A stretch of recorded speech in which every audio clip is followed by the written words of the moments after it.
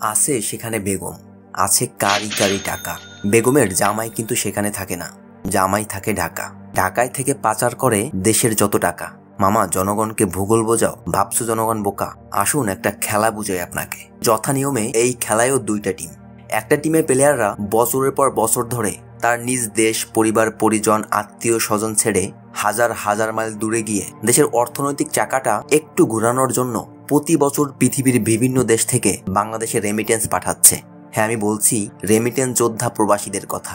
2021-22 অর্থ বছরে বাংলাদেশের রেমিটেন্স এসেছিল $21.3 বিলিয়ন, অথবা $2103 কোটি।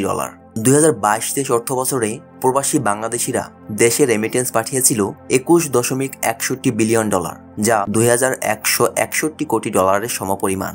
অন্য টিমের প্লেয়ার হলো দেশে কিছু নির্দিষ্ট শ্রেণীর মানুষ, পলিটিক্যাল থিওরির ভাষায় যাদেরকে এলিট শ্রেণী বলা হয়। প্রথম টিমের প্লেয়ারদের মতো তারাও দেশের জন্য অনেক কষ্ট করে, কিন্তু তাদের খেলার ধরনটা একটু আলাদা। প্রথম টিমের প্লেয়াররা রেমিটেন্স আকারে দেশে টাকা পাঠায়, আর দ্বিতীয় টিমের প্লেয়াররা দেশি টাকা পাচার করে অন্য দেশে পাঠায়। সে টাকা ওই দেশে রেমিটেন্স আকারে ঢোকে। খেলাটা মনে হচ্ছে ঠিক এমন যে প্রবাসীরা যে টাকা রেমিটেন্স আকারে বাংলাদেশে পাঠাচ্ছে, সেই টাকাটাই দ্বিতীয় টিমের প্লেয়াররা বাংলাদেশ থেকে পাচার করে অন্য দেশে রেমিটেন্স আকারে ঢোকাচ্ছে। ওয়াশিংটন ভিত্তিক গবেষণা সংস্থা গ্লোবাল ফাইন্যান্সিয়াল ইন্টিগ্রিটির 2020 সালের তথ্য অনুযায়ী আন্তর্জাতিক বাণিজ্যের মাধ্যমে বাংলাদেশ থেকে প্রতি বছর গড়ে $753.37 লাখ পাচার হয়। টাকার অঙ্কে তা প্রায় 80,000 কোটি টাকা।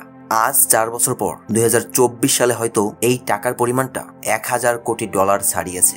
2022-23 অর্থ বছরে রেমিটেন্সের পরিমাণ ছিল $2,161 কোটি। ধরে নিলাম 2024 সালে অর্থ পাচারের সংখ্যা $1,000 কোটি। প্রবাসীরা এত কষ্ট করে যে বাংলাদেশে রেমিটেন্স পাঠাচ্ছে, তার প্রায় $1,161 কোটি বাংলাদেশে থেকে যাচ্ছে। বাকি টাকা আবার সেই বিদেশি চলে যাচ্ছে। সারা পৃথিবীতে 2024 সালের রেমিটেন্সের পরিমাণ হিসেবে পৃথিবীতে বাংলাদেশের অবস্থান সপ্তম, আর দুর্নীতিতে বাংলাদেশের অবস্থান দশম। এখানেও কিন্তু আমাদের সেই এলিট শ্রেণীর দলটা জিতে গেল। এত ডলার বাংলাদেশের রেমিটেন্স ঢুকলেও সেই ডলারটা দেশের অর্থনীতিতে সঠিকভাবে কন্ট্রিবিউট করতে পারছে না।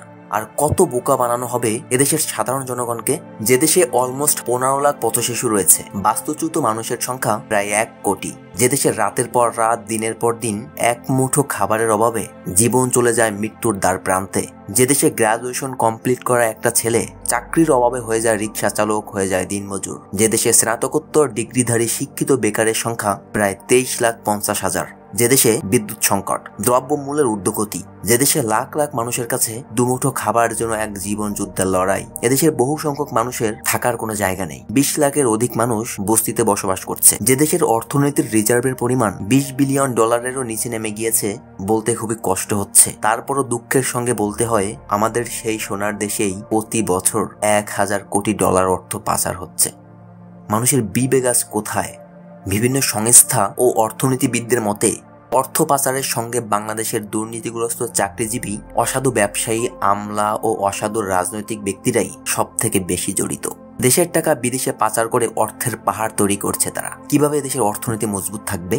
বাংলাদেশের অর্থ পাচার হয়ে পৃথিবীর বিভিন্ন দেশে গেলেও এদের মধ্যে সব থেকে সুরক্ষিত এবং উল্লেখযোগ্য নাম হলো কানাডা টরন্টো। কানাডা টরন্টোর একটি এলাকাকে স্থানীয় বাংলাদেশিরা বেগমপাড়া বলে ডাকে। এই বেগমপাড়ার বেগমদের সাহেবরা তাদের সঙ্গে থাকেন না, তারা বাংলাদেশে থেকে কষ্ট করে টাকার সাম্রাজ্য গড়েন। যখন টাকা বানাতে বানাতে ক্লান্তি লেগে যায়, তখন চলে যায় সেই বেগমপাড়ায় পরিবারের সঙ্গে আরামের সময় কাটাতে। এই বাংলাদেশি বেগমদের আরামাইশ দেখলে হয়তো মোগল বেগমরাও হিংসায় জ্বলতেন। তাদের অ্যাপার্টমেন্টগুলো বিলাস সামগ্রীতে ভরা, তাদের সন্তানেরা সেদেশের ভালো ভালো শিক্ষা প্রতিষ্ঠানে পড়ালেখা করে। বেগমদের একমাত্র কাজ হলো ছেলে মেয়েদের দেখাশোনা করা আর আরাম করা। বেগমদের সাহেবরা তো ধনীই হবেন, সেখানে তারা তাদের সেকেন্ড হোম বানিয়েছেন বিনিয়োগকারী কোঠায়।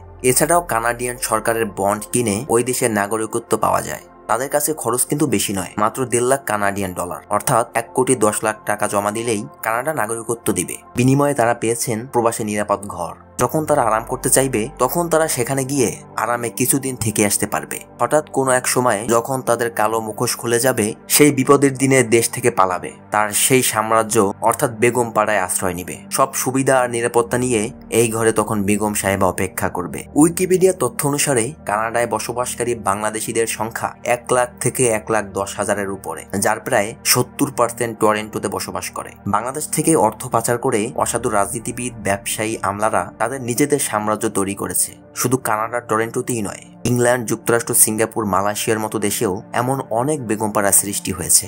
দেশের অর্থ পাচারের পরিমাণ এতটা পরিমাণ বৃদ্ধি পাচ্ছে যে দেশের অর্থনৈতিক অবস্থা নাজেহাল করে দিচ্ছে। দেশে যে পরিমাণ প্রতি বছর দুর্নীতি ও অর্থ পাচার হচ্ছে, সেই টাকাটা যদি বাংলাদেশের অর্থনীতিতে কাজে লাগাতে পারত, হয়তো পথশিশুরা খুঁজে পেত তার ঠিকানা, বাস্তুহীনরা পেয়ে যেত তাদের বসবাসের স্থান, হয়তো বেকারদের একটা কর্মসংস্থানও সৃষ্টি হতো, বিদ্যুৎ সংকট, দ্রব্যমূল্যের ঊর্ধ্বগতি অনেকটা লাঘব হতো, দেশের অর্থনীতিতে অনেক বড় একটা প্রভাব ফেলতো বলে আমার ধারণা। এই সমস্যার সমাধান করার মতো দেশে কি কেউ নেই?